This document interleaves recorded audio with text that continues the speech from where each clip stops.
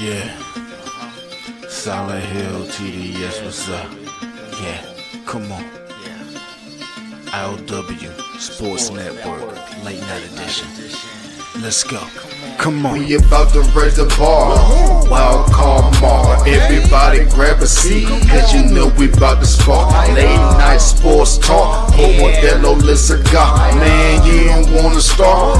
Wild card mark. We about to raise the bar. Wild card mark. Everybody grab a seat, cause you know we about to spark. Late night sports talk. Modelo Le Cigar. Man, you don't wanna start. Wild card mark. Hey. L Boogie with the hot flame, ashtray full of top names, little tree for your membrane. This the 9-hour time frame. I just snatched up a 6-pack, got my hands on a lid pack, whipping up a little batch of snacks. Yeah, man, I think I'm all set. Late night, can't sleep, go ahead and just tap in. Better grab you a cold one, and we about to get some laps in. Wild card on the microphone, he'll hit you with a couple flurries. Y'all need to just strap in for some entertainment sports commentary. We about to raise the bar. Wild card mark. Everybody grab a seat, cause you know we about to spark. Late night sports talk. Modelo Le Cigar. Man, you don't wanna start. Wild card mark. We about to raise the bar. Wild card mark. Yes, sir. Yes, sir. Yes, sir. Yes, sir. We trying to change the bar. Wild Card Mar. Hey, what's happening? What's happening? What's happening? Your man, Wild Card Mar in the building, man. Hey. How's everybody? How's everybody? I know. Hey, y'all know y'all boy, he be running on CP time. I be running on CP time. I had to do some other things. I had to take care of some other stuff. But hey, man, y'all know what it is. My man Omar, my brother from another mother, is in the building. Shout out to him. I was on Bottom Line Sports tonight. Hey, please, ladies and gentlemen, if you are a viewer and watcher of I.O.W. sports content, all right, please do yourself a favor and go on over to Ballin' Buds, all right? Sports is Entertainment, as well as the Bottom Line sports show, and make sure you support my fellas and my podcast family over there. My boy Omar, my man Ken, Flo, Jake, all right, Clubber D. Support my fellas over there. All right, much love, much respect. But hey, y'all know what it is. Let's get into some sports. Today is Wing It Wednesday. And I'm calling it Wing It Wednesday is because I kind of got a script, but I kind of don't. I'm just winging it. All right, literally, I'm just going to wing it. I'm kind of gonna. I'm more than likely. I'm probably going to go through my phone, look at some shit, and be like, "Hey, that looks like something great to talk about." More than likely, that's what I'm probably going to do for the rest of the remainder of Wednesday. I'm just going to wing it. All right, we're just going to have a good time talking sports because unlike other platforms like on ESPN and FS1, it's all about the drama. They don't talk enough sports, but we're going to talk sports. And I want to start right here. I'm going to talk about a sport that most folks don't talk about. And if you are familiar, I kind of talk about this on another platform that I got with my bros over there at 613 Fate Productions. Look, we're seeing something going down right now that's history in the making, and it's probably going to happen before this hockey season is over. All right, and ladies and gentlemen, what I'm talking about is I am talking about the great one, the great Alexander Ovechkin. I mean, this is what we're talking about, ladies and gentlemen. This is what we're talking about right here. Puck play by Strome. 35 seconds to go in the period. Here's Ovechkin score! Career goal number 892. What a perfect pass here by Jacob Chicken, right in the wheelhouse. Ovechkin shoots it back the other way against Freddie Anderson. He's ready, stick cocked, and just absolutely lets a dart go right up over the pad. And on a 5-on-3, only 3 to go. And think about the last shot that he had, Enzo, the one that we showed where he missed short. 3 to go. Ladies and gentlemen, it is 3 to go. And if you know, I know that clip, the audio was a little loud. Pretty much, here's the gist of it. I'm talking about the great Alexander Ovechkin. All right. And yes, I'm talking hockey. Whoa, whoa, whoa. Relax, folks. A black man talking hockey. Relax, relax, relax. I know my hockey now. All right. I know my hockey. Relax. Contrary to unpopular belief, I'm a sports fan. I love all sports. Probably the only sport I haven't really gotten into yet is cricket. All right. Because I don't understand it. But I watch all sports. All right. I watch it all. All right. From badminton to you know, golf, tennis. Hey, I watch it all. All right. I still don't understand cricket, so I'm still trying to. But regardless, here's the deal. All right. Now, last night I went on a nice little soliloquy and talk about GOAT and Steph Curry and basketball and all that. Okay, that's cool. All right. In hockey, and for those who don't watch a lot of hockey, for me, it's easy to point out your GOATs. All right. Obviously, you know, you're gonna go Gordie Howe back in old school days, you know, the old school hockey shit that where they wouldn't have no helmets and all that shit. Of course, you're gonna say Wayne Gretzky, you know, Mario Lemieux, you know what I'm talking about, you know, cats like that, you know. And now you look at this age group that I'm in, that I grew up in, you know, you're gonna say Sidney Crosby, you know, whether you like him or not, and then you're gonna say Alexander Ovechkin. And now that he's on the precipice of literally passing Wayne Gretzky, who is quote unquote the hockey's GOAT. I mean, come on now. Yes, I you know, hockey purists, they're not going to have any debate about Ovechkin's, you know, mark and where he stands. For me, as a brother that you know, typically shouldn't watch hockey, but I do, you know, I break the stereotypes. I don't care. But the fact of the matter is I got to see his whole career. And I kind of equate this to, I guess, the LeBron, MJ, GOAT debate conversation and whatnot. But this is what I equate it to. And even though I would say for me, and, you know, this is off topic, you know, Kobe, MJ, I would give them 50-50 on my GOAT, if I'm being honest. That's just me. That's just me. But I'm kind of comparing that conversation to this one because for me, I saw Wayne Gretzky, but I saw the end. I saw maybe the last few years, his last glory years, where he was pretty much chasing championships, joined the Rangers with Mark Messier and had the great team around him with the Rangers, wins the Stanley Cup. So I'm used to seeing Wayne Gretzky being a winner. All right. So I didn't see all the times that Wayne Gretzky came up short and didn't win the Stanley Cup and all that great jazz. So I didn't see that. So I saw literally just a successful part of Gretzky at the end of his career. Now, when it comes to Alexander Ovechkin and why for me he's my GOAT and not Wayne Gretzky is because I've seen his whole career.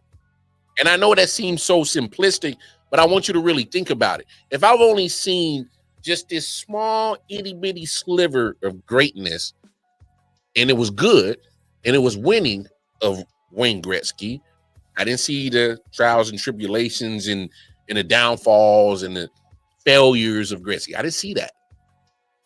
So I can only say he's great based off of what I've seen. I've seen all of Alexander Ovechkin. I've seen his rookie year all the way to now. And from him being, first of all, being in Washington, all right? It's not a hockey town, all right? First of all, can we be honest? DC is probably the worst sports town, all right? I mean, it literally, it's probably one of the worst sports town. And I'm only saying that because look at the Wizards. They're terrible, all right? For the most part, you know, there's been some success with the football team when they were, had the Native American name back in the days and was under a different owner. They had some down years when they had old Freaky Dan in there, all right? And Dan Snyder was being a pervert. They had some down years, okay? All right? He said they do suck. Yeah. All right. It ain't been a good sports town for DC. All right. It ain't been a lot of winning. But one thing you ain't had to worry about was the Capitals. They've won Stanley Cups recently. They make numerous trips to the playoffs with Ovechkin. And this is with him not having the ultimate team around him, not having the all-stars, not having the great supporting cast that Gretzky had in the last few years that I saw him. I saw Alexander Ovechkin struggle his first few years in the league because he went to a bad team. He's pretty much the only thing that mattered, only thing that people went to go see. All right? Then they started finally building a team around him. Get him TJ O'Shea. I remember him, They give him some other pieces. Give him some goaltenders. He messes around and gets the Stanley Cup.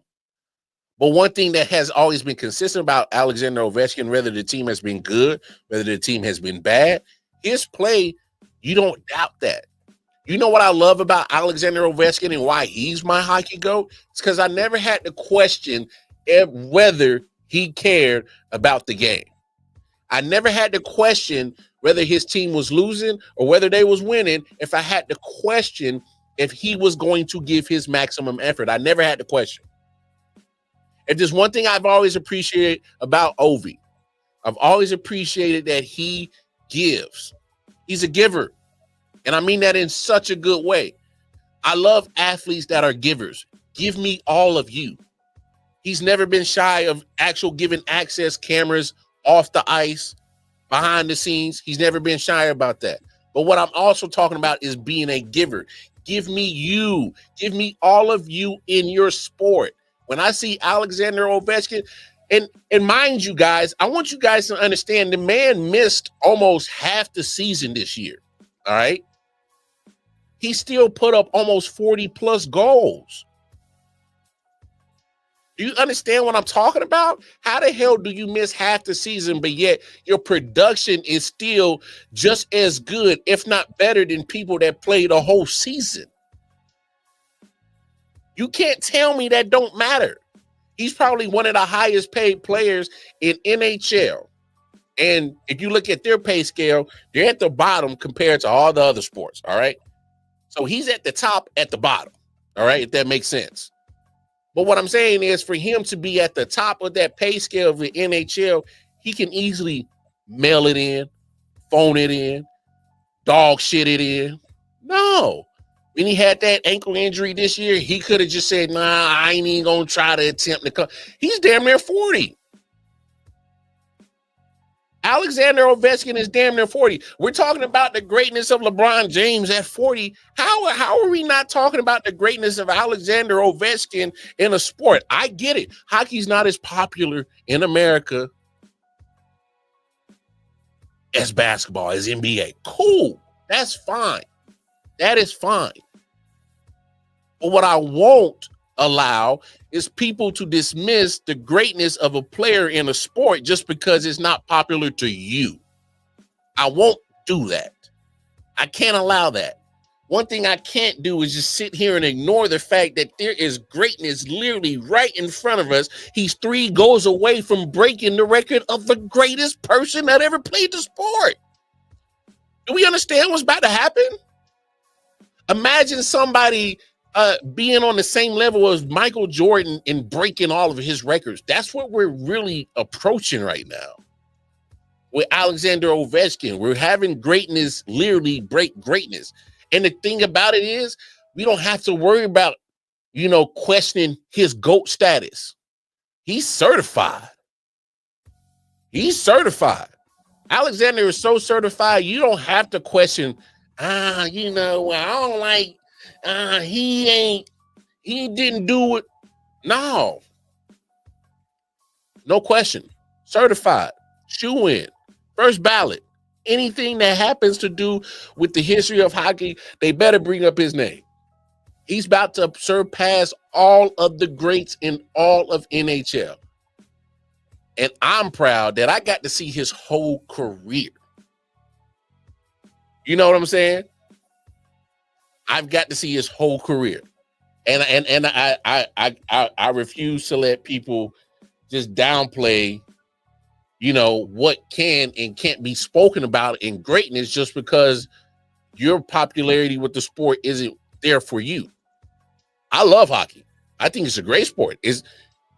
And people get mad at me. There's been times I'll enjoy watching the Stanley Cup playoff hockey series than the NBA playoff series. And I've said that, and I will die on that hill. If you don't believe me, I'm trying to tell you, go look at hockey players the way they play. You want an example on how passionate hockey players are? Did y'all see that over the hockey All-Star break? I think it was. They had the 4-game international series, Canada and USA, and they went at it. Did y'all know that was an exhibition series? That little 4-game international series, that was an exhibition.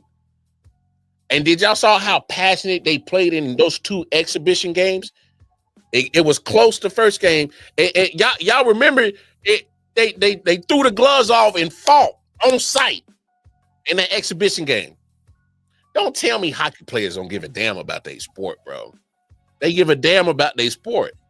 And the fact that you see this going on in the exhibition game, this is not just conducive to just Alexander Ovechkin, who this conversation is about, but what I'm saying is just the sport in general. If we can get just half of that, I give a damn in the NBA, the product will be so much better. I promise you. Because these hockey players give so much, and they literally get beat up. I don't think y'all understand how physical this hockey sport is, and they be getting beat up. Damn hockey puck is solid. Hit them in the mouth, knock their teeth out. They over there snagging tooth as hell, whistling when they talking. You know what I'm saying? All they want for Christmas is their 2 front teeth. Body bruised, jacked up, but they go at it, and they go at it every night. I have stat to refute any hockey GOAT debate, and I love Ovechkin, but he is more akin to LeBron with longevity and scoring, but the great one was so much more. Ooh, hey, and I'm not mad at it, and I'm not gonna hate it. And I'm not gonna hate it. And Omar, I don't look. For me, and Omar, you know, I'm not gonna put your age out there. You slightly a little bit older than me, bro. I just only saw probably maybe 2 or 3 years of greatness of Wayne Gretzky. And trust me, I know the fairy tales, I know the stories, I've seen the highlights, I've seen the YouTube videos. Gretzky is he's the measuring stick. All right. He's the bar. I understand that. And I'm not going to take that away from him. But this is why I compared it to the LeBron and Jordan conversation, because everything is personally based on what you saw and what you seen. A lot of these younger generations, they're going to say they saw all of LeBron. They're going to root for LeBron. He's the GOAT. The older heads, they saw Jordan, you know. I saw Ovi, and I just love what he does. I love his toughness. I love the fact that he gets his nose in there. He ain't scared of a fight, ain't scared to hit nobody. He's definitely going to score because obviously he's on track to pass Wayne Gretzky. So at the end of the day, I don't think there's no wrong answer. Obviously, with the LeBron and MJ GOAT debate, you can poke holes in it all you want. And you know, but like I said on last night, and like I said on Bottom Line, hey, GOATs never traveled solo. They always roll in packs. I got no issue with putting multiple GOATs in there. It's fine if you put for each era. When they tie, Every 10, 15, 20 years that you have in a sport, I need a GOAT for that era. All right. I need a GOAT for that era because there has to be. There has to be a focal point, a person, a name, a figure, or something of each sport in each era that was the bar. I mean, that's just a fact. There might be different levels of it where this era might not be as talented. I'll let other people have that debate. What I'm saying is there's a person that you look at in each sport in each decade or 20, 15 years, you say he's a go to that era. All right. Ovechkin's to go to this era. People can debate. You want to throw Sidney Crosby in there? I don't care. Fine. I'm not a Sidney Crosby guy. I'm an Alexander Ovechkin guy. All right. I loved his game more. All right. There's nothing wrong with what Sidney Crosby did. Nothing wrong with it. I preferred Ovechkin's game. I preferred his game. I loved his rugged game. I just thought Sidney Crosby was too finesse. Okay, I'll say it. I thought he was soft. All right. I thought Sidney Crosby soft. All right. I would say another word, but I'm trying to keep my show on. All right. So at the end of the day, I loved Ovechkin's game. All right. So he's my GOAT. I just think with the fact that, now it's like 7 games left in the season, I do have to also mention he is on a team that is winning. He's on a winning team. So anything that he's adding is not going to waste. It's actually going to making the team better because they're one of the better teams in the league. Matter of fact, they're one of the top 2 teams in the league.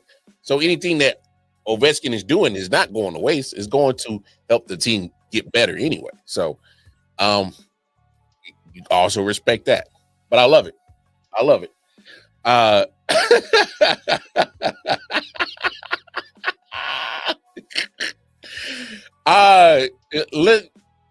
Listen, meow. Whatever emoji that is, yeah, that emoji, that one, meow. That boy was. Yeah, I saw a pooty cat.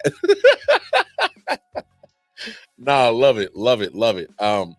But no, all right, where we going this way? I don't know. Where we gonna go this way on Wing It Wednesday? I'm trying to figure out which way we're gonna go on Wing It Wednesday. I know there's been a lot of craziness going on. I can't wait. I know this upcoming weekend, it's gonna be a lot going on. You got the Final Four, both for the men and the women's going down this weekend. Look, can we be honest, y'all? Are we actually going to start being honest about ourselves? And not us as sports fans. I want the NCAA to start being honest. The basketball men's tournament is not the same, and it hasn't been for the last few years. I don't know if it's because of transfer portal. I don't know if it's because of NIL. I don't know what it is. And y'all may not agree with me or not. Y'all may not, feel what I'm saying. And this is just a feeling. All right. This is no facts or anything. I got anything to back me up. This is just me having a gut feeling. All right. The men's basketball tournament to me is lacking because it is lacking star power. It is lacking star power. And what I mean is look at and compare it to the women's tournament just the last few years. Even this year, you could probably even extend it to this year. So when you go into the women's tournament, you already looking at certain matchups based on who you want to see. People, star power. What are some of the things that you were looking forward to in the women's tournament? I already know what I was looking forward to. Couldn't wait to see Paige Beckers play and UConn play. Couldn't wait to see Juju and USC play. All right. Couldn't wait to see Dawn Staley and the Lady Gamecocks play. All right. Those are just 3 off the top of my head that I named. There's probably other more storylines that I could probably go further deep when it comes to the women's tournament. Now, when it comes to the men's tournament, y'all remember back in the day, man, we had storylines based off of star powers who we knew that we were going to see in the tournament and couldn't wait to see what they were going to do. Any player that was going to be nominated for the Player of the Year award, we couldn't wait to see what you were going to do in the tournament. And more times than not, it might have affected whether you was going to win that award or not. And it might have. We used to get that, you know, that team, that player or something that you just absolutely know for a fact is going to move the needles, not just in viewership, but in watchability. They're going to give you a show. They're going to give you something entertaining. That's what the men's tournament has been lacking. The women's tournament, for some odd reason, and you know, I can't understand how it happened or what 100% attributed to it, but they've been riding that wave. They were smart about it. They rode that Caitlin Clark, Angel Reese wave for 2 years straight and was smart about it. Market this shit out of it. Anything you can talk about, let's talk about it. Talk about it. Angel Reese, Caitlin Clark. It was smart. It caught people's eyes, caught people's attention. It's gotten to the point with the men's tournament where I don't even know half these guys. I'm sorry, I'm just being honest. I don't know half these dudes. And what sucks is because I feel like majority of the best talent in the world is not going to these colleges no more. And because they're not. They got different avenues now. They got different avenues. They got different ways not only to continue their passion of playing basketball, but also make money. They don't have to stay in school. I know the NIL looks good. Now, for the women's, it's different. Because if you notice, I forgot her name, for Notre Dame. Highly, big recruit or big prospect. She's choosing not to go to the WNBA draft. She's choosing to stay in college. She's going to transfer. Just hit the transfer portal and go to a different school. It makes sense for the women not to rush out of college basketball. Why?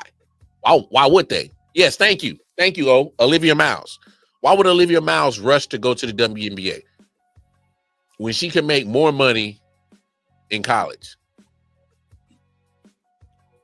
That's why y'all didn't see Angel Reese or Caitlin Clark rush to leave college. That's why you don't see none of these college athletes, or at least on the women's side, are rushing for a one and done rule. They're not rushing. For what? To go to the WNBA to make less? Why? It's different for the women. If I'm sitting there making great NIL money, why am I rushing to the WNBA to make less than a doctor when I'm making more than a doctor on campus? Why? So I understand that aspect, and that's totally smart of Olivia Miles. 100% smart. I understand that. And sidebar, let's have a sidebar conversation. Ooh, I'm about to trip y'all out with this. I hope those statements from Angel Reese ain't true. Talking about we ready to walk or not play if y'all don't pay us what we owe. Ooh, Angel Reese, I love you, baby. I love you. I think you're a beautiful woman. Love your game. You done great for not only women's college basketball, but you're going to do great things for women's professional basketball in the WNBA. All right. With all that being said, I gave you your flowers. Now let me humble you for a second. Baby, if y'all want to sit out this year because y'all don't get what y'all want in y'all collective bargaining agreement, might as well pack your bags for European. Might as well go to Europe. I don't think the WNBA can survive a lockout. Here's the thing. One, not enough women support your content. Women, not enough women supporting women. Imagine that. Did you know your biggest viewers in the WNBA is men? Purists that love basketball? Take it away for a year. We'll find an alternative.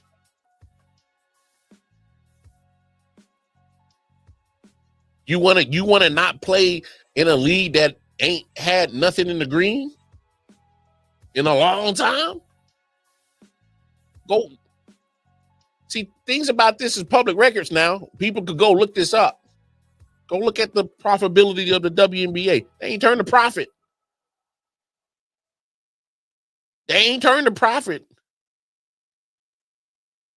So you threaten to not work and actually save money? All right, go ahead. Go ahead. Go ahead. Go ahead and sit out. And hey, Omar, I think you bring up a great point. Yeah, they do have some leverage. Some.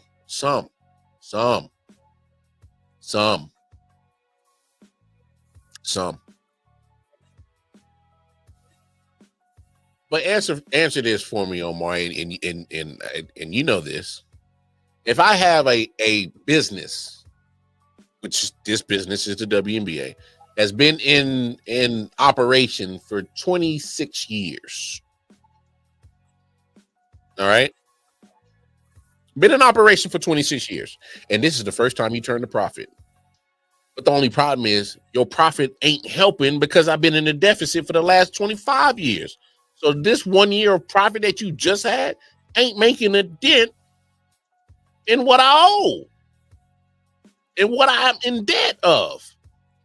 That 1 year that these ladies just did in WNBA was fantastic. Viewership went crazy. All right. Talk of WNBA was at an all-time high. More engagement, more viewership, more attendance. I love it. Great. But that 1 year can't erase the other 25 years of debt. So if you threaten to sit out, okay. That means I ain't gotta pay you. I ain't going into more debt. Fine, sit down, Angel. Go overseas. But my main point is if you sit down right now and you kill this good high that the WNBA is on, because you're going up, your trajectory is going up, and you put it to a sudden halt, you know what happens to things that are on fire and have a certain halt? It's hard to get that same flame back. It's hard to get that same fizzle back. Yes, you're going to get the same. You're going to get some fans back. Yes, you are. But you're in business of getting more fans because that's how you make the money. All right. Your first job of a business is to build a clientele, and that's what starts turning your debt into profit. Now that you build your clientele, you need to make sure that you can add on to that and that you have more people coming to your product, coming to your content that's not going to come on a regular basis.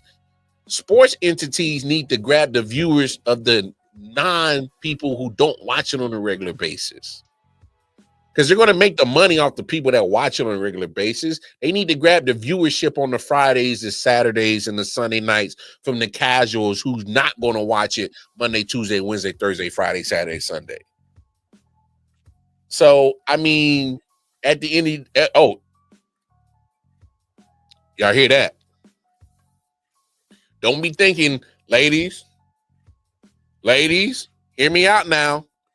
Don't be thinking you don't need the man's nose mores. Don't be thinking that. And I'm not trying to sound like a real sexist pig. I'm not. But what I'm saying is at some point in time, we got to look at this logically and business-wise. It would behoove you, WNBA, to not cut off the train. All right? what you do is you have multiple years of what you did last year. You double that up. Then you turn that into a 10-year data sheet of success. And hopefully 8 of those 10 years you turn a profit, because you got to start chopping down the other 25 years of debt. You got to continue to chop it down. These TV deals helps. Amazon and all that helps. You got to do more. You hear me, WNBA marketing department, who absolutely suck. I'm sorry. I shouldn't have said that. Oh, sorry, not sorry. Why am I apologizing? This is my damn show. WNBA marketing, y'all suck. Y'all trash. Y'all basuda. Y'all booty juice. Straight cheeks. Straight feces. Y'all need to get it together. How the hell were y'all not ready to plan for Caitlin Clark and Angel Reese coming to your league? But not only that, how the hell have you not been turning over a profit with some of the great ladies already in your league that you could have been marketed? Y'all could have marketed. This is the first time in years that I've seen the WNBA have more than one actual commercial. For real. First time I've seen the actual WNBA have more than one commercial. But it starts because the popularity of women's basketball has gotten better. It's gotten way better. The last 3 years, as much as I love the men's tournament, I'm so excited for the women's tournament. They have the star power. They have the drawability. Say what you want, folks. Yes, we love sports, but there's an entertainment value and factor that has to be factored into this. It has to. And I'm sorry, the men's tournament, and I give the men's tournament credit this year. We've seen more closer games, more couple of, more nail biters for the most part, more nail biters. I know last weekend we saw more closer games for sure in Elite 8 and Sweet 16. Saw more closer games than what we've seen in the recent past. So that helps, but it's not enough. It's not enough. You're not getting and I think for the men's tournament is because in NCAA, you're not getting these, these All-Americans, McDonald's All-Americans to stay long enough or even go to college anymore. They got other avenues. And you also got to look at the NBA draft. We talked about it on this show numerous of times. Look at the first 10 picks. Half of them are international.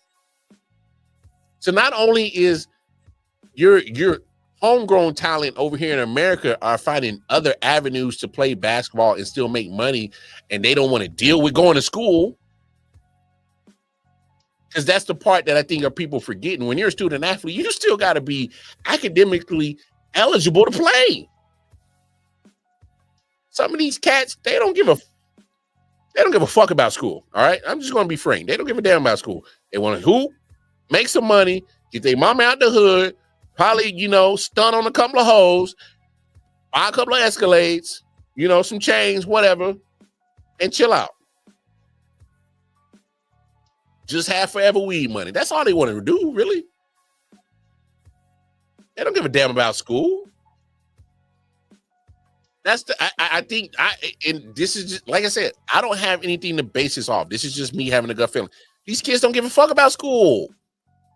Why? I could go be a millionaire and I don't need no damn diploma and go into debt to get it. I mean, they won't go into debt anyway. They get scholarships, but just I'm just speaking of just in general. They don't want it. They don't want school. I got to maintain the 2.5 to hoop. Nah, man. I ain't letting that damn little biology class stop my dream of dunking on motherfuckers. No, they don't care about school, bro. So NCAA is literally starting to be at a disadvantage having academics. It's going to start happening. You're going to start seeing, like, what's that? The overtime league. All right. That's another avenue for these kids coming, especially if you got what he got coming out of high school. You can go to there. You can go overseas, which you'll start getting your actual you're going up against pro talent because those are pro leagues over there.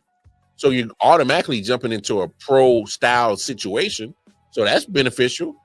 And you're getting paid. Hell, you overseas, get to see a different type of life and culture. And they love some American men over there too. Just so you know. Go overseas. Passport boys. It's a real thing. But no, there's benefits going overseas. NCAA don't know it, but they're starting to lose, at least on the men's side, the grip of holding and keeping the talent into the NCAA. It works in favor for the women because I make more money hooping at this university than the WNBA. It's total opposite. It's totally opposite. See, the promised land for the men is the NBA. You know you about to go to the checks. You know you about to go to life-altering money. You know you about to make it big. For the women, it's like, shit, I better get what I can now because I'm about to go play pro ball in the States and be broke. How? How, WNBA? How the hell your star is still broke? How the hell is your star still got to go get a part-time job? How the hell is your stars still having to supplement income with another league? One of your biggest stars, Breanna Stewart, just started the I forgot the name of it, just started the little 3-on-3 league. They just finished up, but they started a different league. I mean, it's crazy. I never really thought about that till just now. Like, these women absolutely, it's best for them to get as much as they can now in college, get all the NIL, make sure your name is everywhere, make sure your image is everywhere, and make sure they like your likeness and get paid. Come on now. Why I gotta go overseas to Russia and you know get caught with a never mind. Why I gotta go to Russia and get caught with a vape pen? I should have had my black ass over in the States. I'm kidding. Let me not make that joke. I'm gonna upset some people.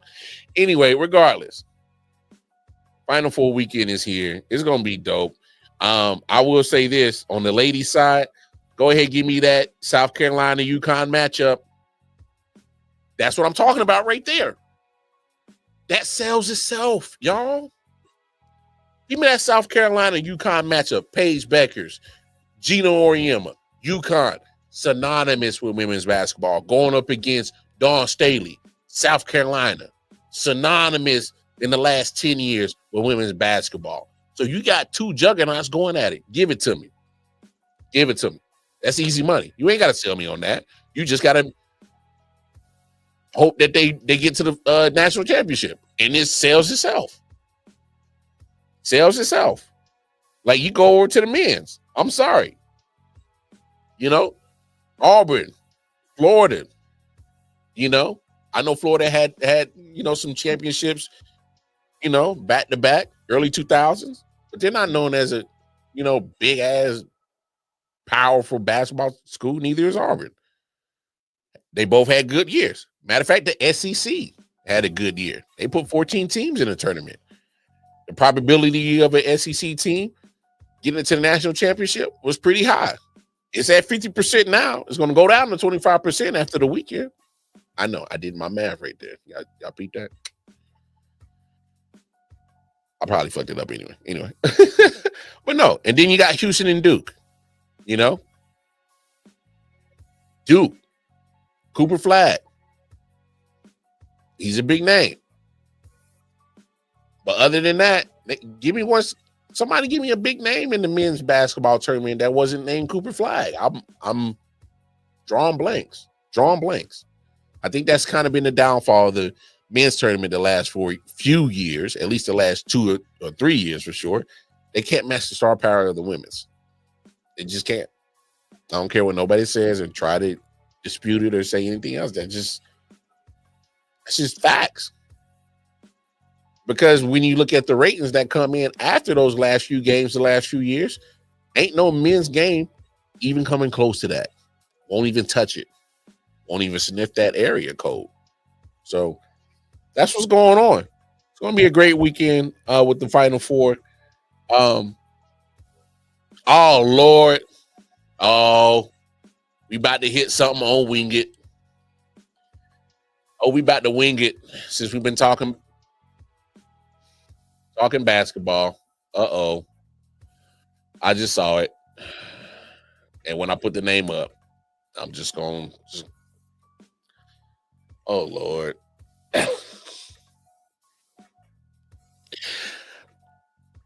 Hey, Philadelphia fans of Philly, my 76ers fans, y'all got to be tired. Y'all got to be tired, bro. Y'all got to be fed up with this, bro. Y'all can't take this shit no more. I'm going to say it for y'all. If y'all don't say it for y'all, I'm going to say it for y'all. I'm tired of this shit. If I'm a 76ers fan, get rid of this motherfucker now. No. If I was a 76ers fan, this motherfucker should have been gone 3 years ago before he even got that MVP year. Yeah, I said it. I'm sorry, bro. This man has a bad body. This man has a bad body. I want people to understand that. See, this is going back to even in college. When he was at Kansas, he was missing seasons because the body was failing him. Couldn't stay healthy. It followed him. He missed his first 2 seasons in the NBA. He's managed to, put some seasons together ever since then, but still, this man's body is not good. This man's body is not good. And the longer that you hold on to this man, you are doing yourself a huge disservice. Another knee surgery? Another one? Troublesome left knee? How much trouble does this dude need that you need to finally realize that you got to cut bait? I'm sorry. I'm not trying to advocate for nobody lose a job, but you know what? He'd be all right. This man that made enough money. I ain't trying to count the man's pockets, but they happen to let us know every time Joel Embiid signs mega contract. We seen the money you make. You ain't hurting, Pill. He ain't hurting. He ain't hurting financially at all. He ain't hurting at all. But my thing is like, come on, man. They had a whole process named after you. Trust the process. All right. We was tanking for Joel Embiid. He gets hurt the first 2 years. Oh, well, let's just be dog shit while he's hurt the first 2 years and keep collecting these lottery picks, and hopefully we build talent. It didn't work out. What championships you got to show for it? What playoff wins you got to show for it? What of anything measurable success-wise do you have to show for that whole trust in the process? Huh? We were supposed to trust the process when you brought in Ben Simmons? Well, that didn't work out. We were supposed to trust the process when you brought in Markelle Fultz, high draft pick. That didn't work out. Okay, I was just supposed to trust the process when you brought in Jimmy Butler. Okay, it worked out for a little bit, but then you moved off of it soon as you didn't bother to re-sign him after you traded for him at the deadline. And you stuck and you decided to pay Tobias Harris. Tobias over me? Yeah, that's what you did. I'm supposed to trust the process after everything you've done with this situation has failed, and the main denominator in all this trust the process shit has been Joel Embiid. He's the last remnants of trust the process shit going on in Philly. Get rid of it, because that whole trust the process situation didn't work. It failed. It yielded nothing. What did it yield? What did that whole trust the process yield in Philly? Huh? What, an MVP? Okay. What that fan base gonna do with an MVP award? They ain't gonna give a damn. Mac McClung has done more for the city of Philadelphia than the 76ers done in the last 10 years. He's won 2 dunk contests being affiliated with the 76ers team. He's done more for the 76ers in the city of Philadelphia than these sons of bitches. A G Leaguer winning a dunk contest is more important for the city of Philadelphia in the last 5 years than these sorry sacks and shits. Put that in your pipe and smoke it. Embiid is an ultimate thief. He has stolen money left and right and knew his damn body won't work a damn, because this has gone on since college, y'all. Since his days at Kansas, it probably had some days before that in high school. I don't know. But I know for sure this has been a problem since college of his body just giving up on him. But the writing was on the wall a long time ago in Philadelphia 76ers. You gotta deal with this situation because you continue to not cut ties with this man. You continue to extend the relationship. You continue to change everything else around the building except for him. And everything has failed. Newsflash, dumb idiots. Let's think about this for just 1 second. If I have a constant in my building and everything around it for the last 7-8 years has continually changed, but I end up with the same result, and this constant has always been here, ding, ding, ding. Let's think about removing the constant that has been the problem for the last 7-8 years in Philly and understand that trust the process shit failed. Move on. Embiid needs to move off your team immediately. If you do not move off of Joel Embiid at the trade deadline, it already passed. You can't do that. If you do not move off of Joel Embiid this offseason, you are not serious about running your franchise as a winning basketball team. And it's not about basketball with him. Because when he's healthy, when he's on the floor, when he's playing basketball, we're not dummies. We're not idiots. We know the talent that he possesses. When Joel Embiid is healthy and on the court, by far, easily, minimum, top 5 player in the league. Minimum. That's minimum. Top 5 player in the league when he's on the court and healthy. Go look at the numbers, y'all. Go look at his career. Do them numbers. Add them all up. Add all the games that he was eligible to play for and that he has missed, and I will bet you that his whole career, he has missed at least 50% of his career. I bet you. And I ain't got to do the math off the top of my head. I know that for a fact off the top of my head that I know he's at least missed 50% of his career. You do the math on that. So you telling me you're going to build your franchise on a coin flip. That's what 50-50 is, y'all. Do yourself a favor. Go to that damn couch that you're sitting on right now. Get your ass up. Go into that couch cushion and find that stinking ass quarter hiding in your crevices of your couch right now. Flip that bitch. Say heads or tails. All right. If you said heads and it lands on tails, that's what you're dealing with Joel Embiid. Am I going to get this sorry sack of shit for this season? Flip a coin.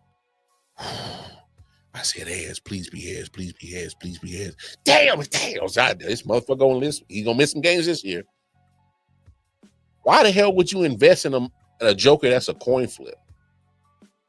Why would you invest or build your team in something that's a coin flip? You're asking for anything that you do related to that constant that he's a coin flip. You're asking for it to do something for you, knowing that more times than not, it ain't reliable. It ain't going to be there. It won't show up. You won't have it available. You can't build a dynasty half-assing. You can't build a championship team half-assing. You can't half-ass nothing and expect greatness. You can't expect something of on a level, an elite championship level when you're only going to get half. That doesn't work. We know he's a great superstar, but I can't get the motherfucker on the court. I don't know if it's him. I don't know if he's not eating right. I don't know if he's not training right. I don't know if he's not seeing the right people. I don't know if he's taking it serious. But guess what? This is a trend. And when I see a trend, I'm seeing a guy that just hasn't figured out how to fucking take care of his body, and he's supposed to be a professional. I can't invest in it. Why am I sitting here broke as fuck doing these podcasts trying to explain to a billionaire and a millionaire in these roles of these billion-dollar company teams that are acting like you are just that damn numbskull in the head to figure this simplistic, just general shit out? This is common sense shit. Why are you investing in a guy that's shown you, has given you enough evidence that he's a coin flip? You can't build nothing on a coin flip. Go try to build a marriage on a coin flip. See if the hoe don't run out on you in as soon as you say I do, she already kissing your best man. You want to take that coin flip? You want to take that coin flip? Go to the car dealership, get in the car, man. I hope this motherfucker I just paid $30,000 for rides off this lot just fine. Why would you want to coin flip that situation? So as a sports team, why are you coin flipping and you invested so much? What's your return on investment? Now I'm talking real business terms. Where's your return on investment? An MVP? That's a solo award. That don't make the 76ers look good. That make Joel Embiid look good because he's an MVP, not the 76ers.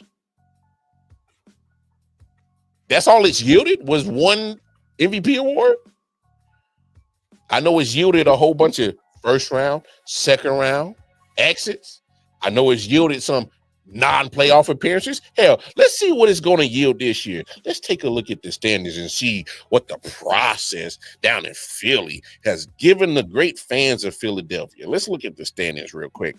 Let's look at this. League overall. Oh, well, shit. 23 wins and 53 losses. That's what the process has yielded for you this year. And it damn sure ain't yielded nothing before. Hello?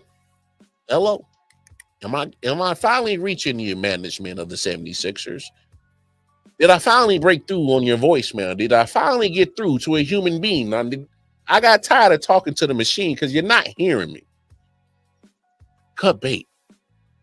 Move along. You're better off building around Tyrese Maxey. 1, he's younger. 2, he's more durable. 3, he ain't Embiid. 4, he's not a coin flip. Don't build your franchise on a coin flip. You're asking for failure, and you failed.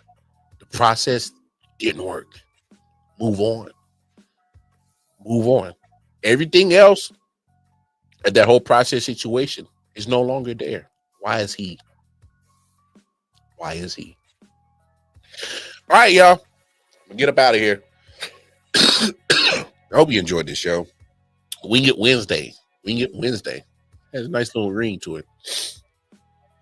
Yeah, like I said, I didn't have no script today. I kind of just winged it. Hey. Make sure you like, share, subscribe.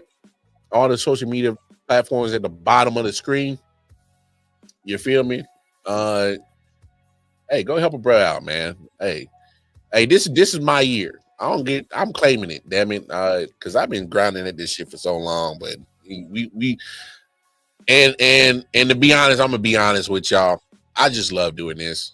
I spent more money on all my equipment and I've gotten nothing back. I'm being transparent and saying, I ain't getting paid for this shit. I love this shit.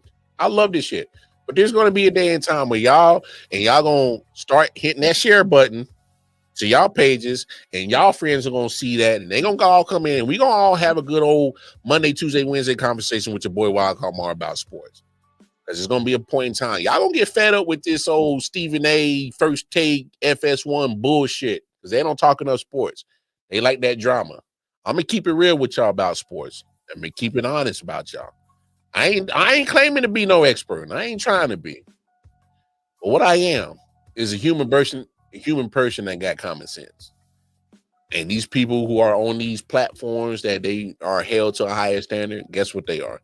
Human beings. And I know how humans think. I know how they act. So, anyway. Hey, man. Woo. My man, and AP. See, AP had to come in here. He said that's like the Browns. They made a mistake with Watson. We'll talk about that next week.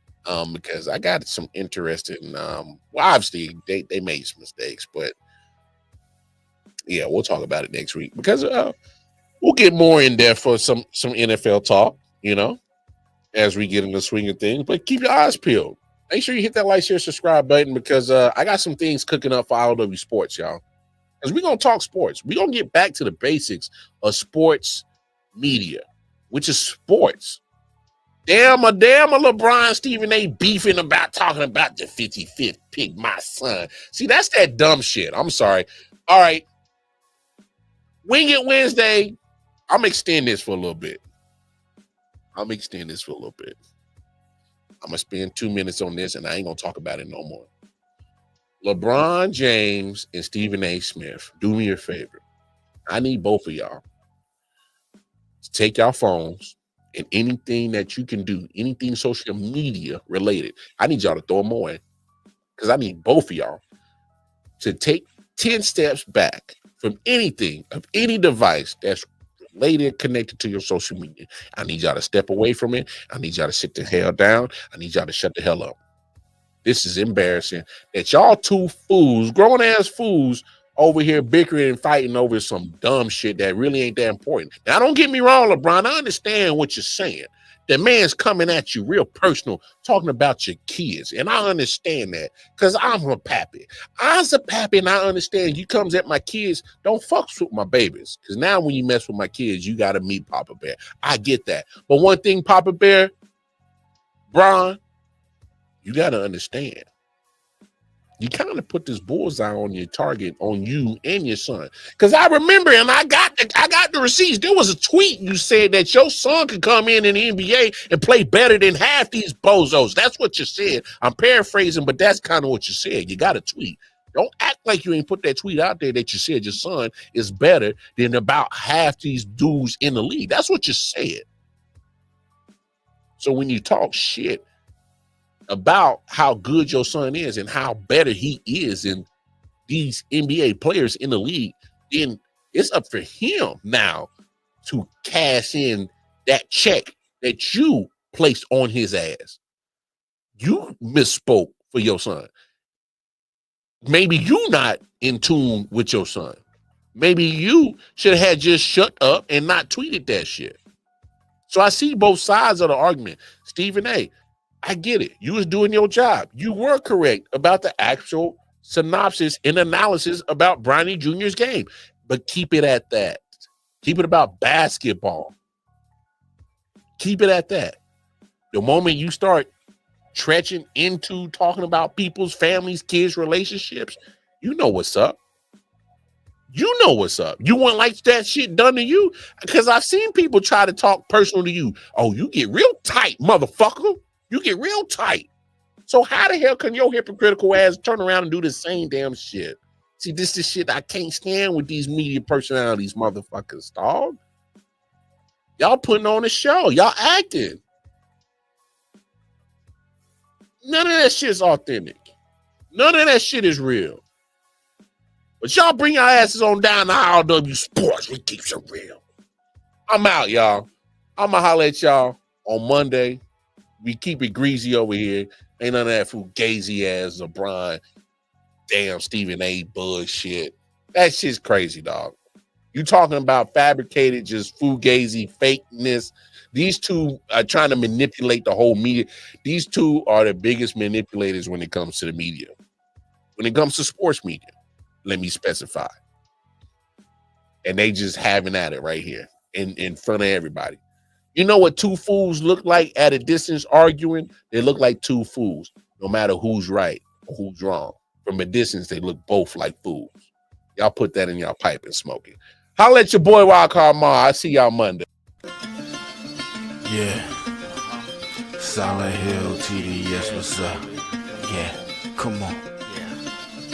I.O.W. Sports Network, late night edition. Let's go. Come on. We about to raise the bar. Wildcard Mar. Everybody grab a seat, cause you know we about to spark. Late night sports talk. Modelo cigar. Man, you don't wanna start. Wildcard Mar.